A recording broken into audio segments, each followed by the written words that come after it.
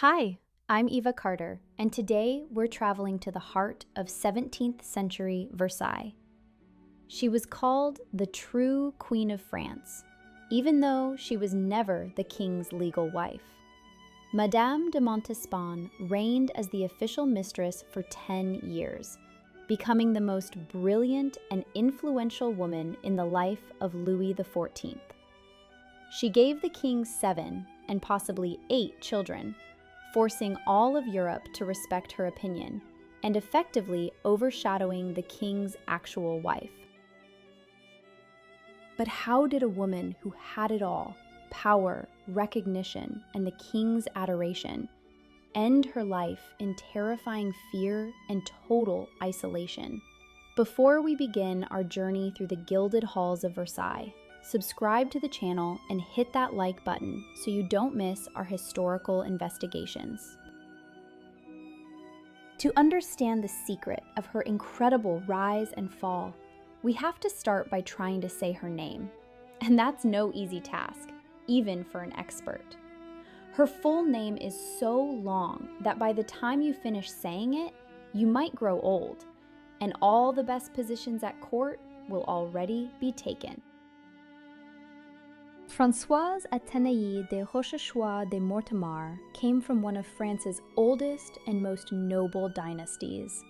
Her full family name was so long, it felt like an endless train. Her father, the Duke of Mortemar, was famous for his great sense of humor and was a close confidant of the previous king. Her mother, on the other hand, was a quiet and deeply religious woman who spent her days praying that her skirt-chasing husband wouldn't end up in hell. Despite their opposite characters, Françoise inherited the best traits, the legendary Mortemar wit. This was a special way of speaking that combined education, grace, and a merciless irony. This intellect and natural boldness allowed her to choose her own second name, Athénaïs. This was a direct nod to the ancient Greek goddess of wisdom and war, Athena, which perfectly suited her ambitious personality.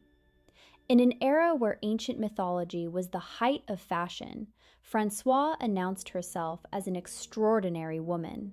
However, a sharp mind wasn't enough to take a place beside the monarch. Palace life demanded perfection, according to the harsh beauty standards of the 17th century, standards that might seem very strange to us today.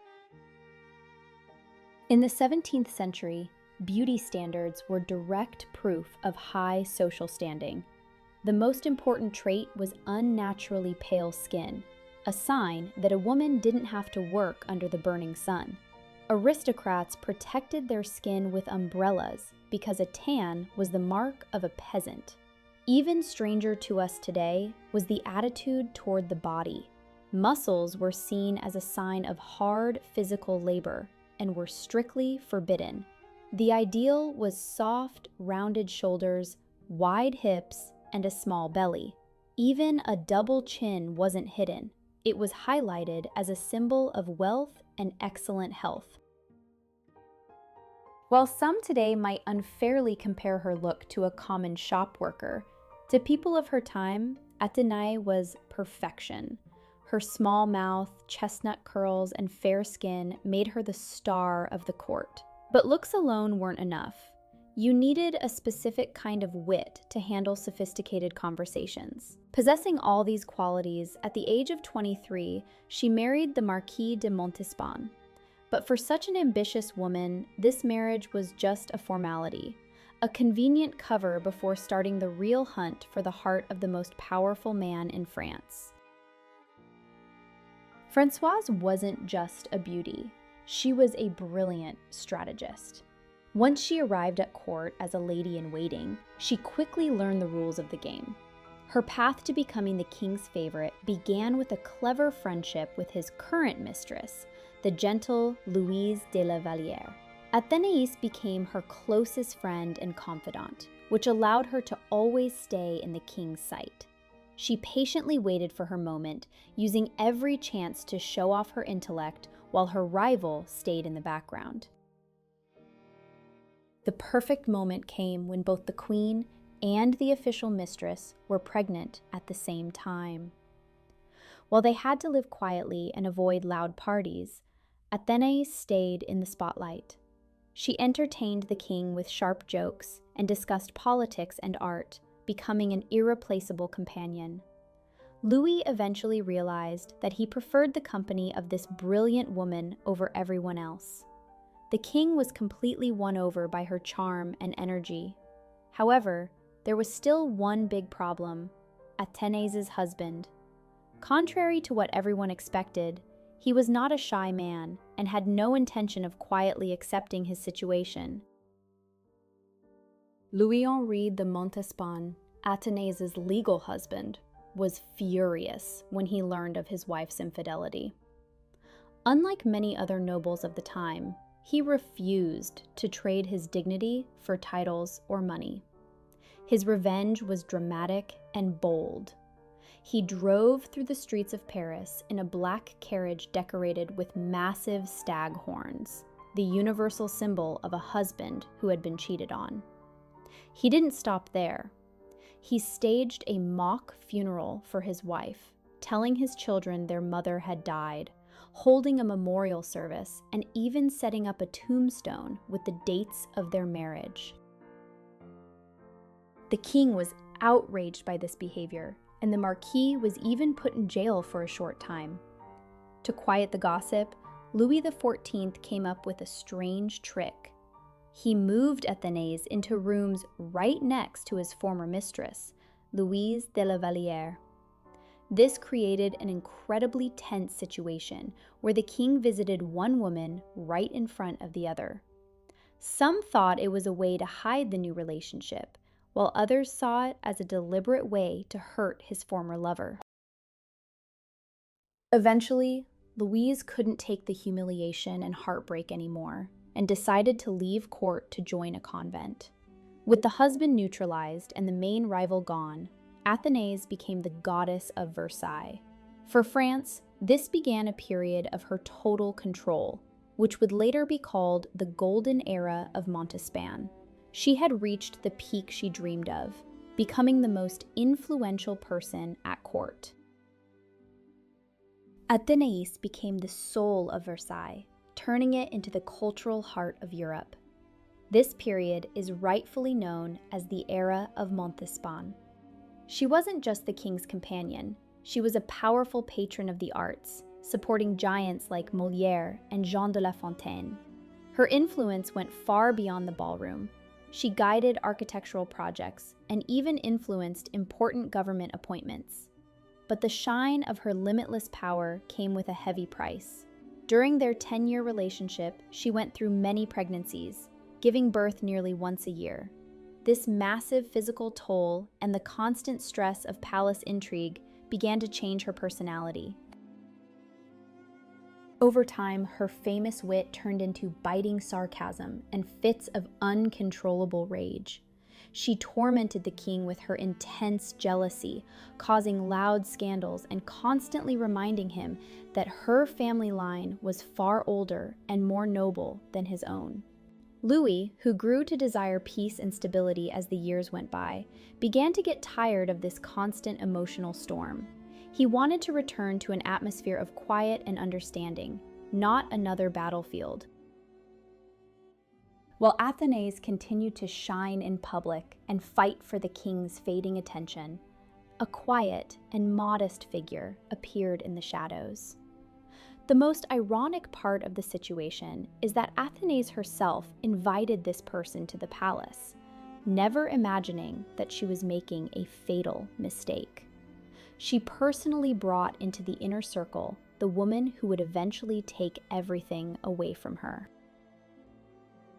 That woman was Françoise Scarron, a modest widow and poet's wife, whom Athénée hired to raise her children. She was 5 years older than the Marquise, and lacked her dazzling beauty, but she had something the king desperately needed: endless patience and gentleness. While Athénée staged scenes of jealousy and demanded luxury, the children's nurse had quiet talks with Louis about morality and spirituality. The king began to notice the incredible contrast. With one woman, he felt constant tension, but with the other, he found long-awaited peace.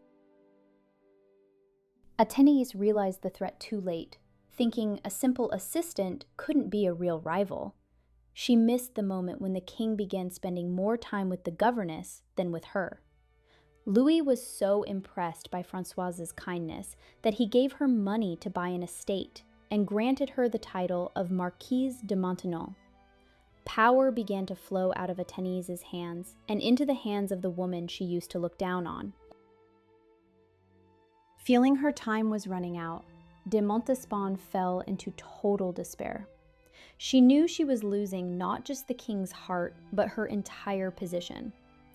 Desperate to get back her influence and the king's passion at any cost, the marquise turned to extreme and terrifying measures. She looked for help from dark places, never imagining that this decision would lead to a massive scandal.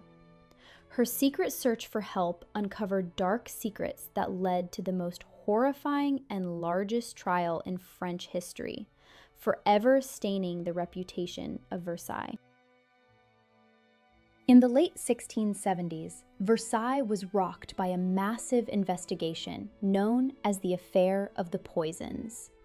One of the central figures was a fortune teller nicknamed La Voisin. Under pressure from investigators, she and her associates revealed terrifying details about the lives of the palace elite. It turned out that among her regular clients was Athénais herself.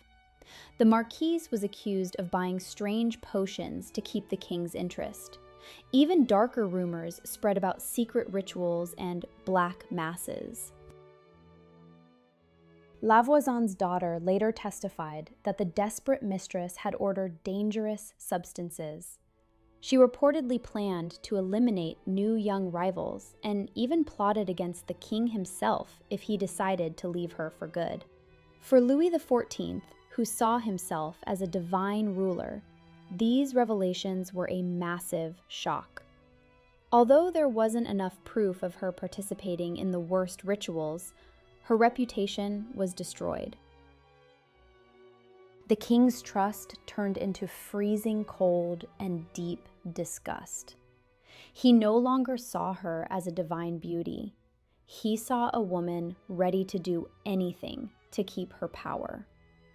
The Sun King could not forgive even a hint of a link to the occult, and Athénais's golden cage at Versailles was locked forever.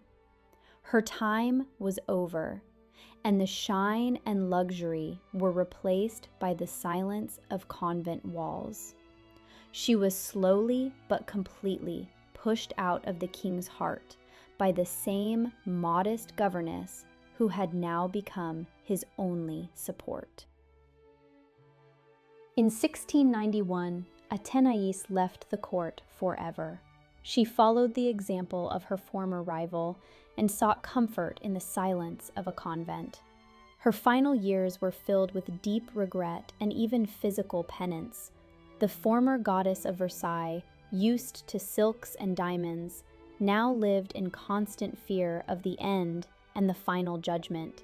She finished her long journey at the age of 66 in total isolation. Louis XIV's reaction to the news of her death was cold and heartless. He officially forbid their children from wearing black or openly mourning their mother. By then, the king was under the total influence of Madame de Maintenon, who had become his secret wife and the face of a new, much stricter era.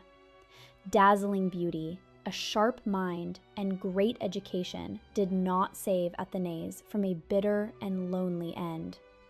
Her life shows that even the brightest star can fade away if its light is ruined by a difficult temper, endless jealousy, and dangerous secrets. History shows us that in Versailles, walls have ears and long memories. Whose fate do you think was more tragic, the gentle Louise or the powerful Athénais? Let me know in the comments.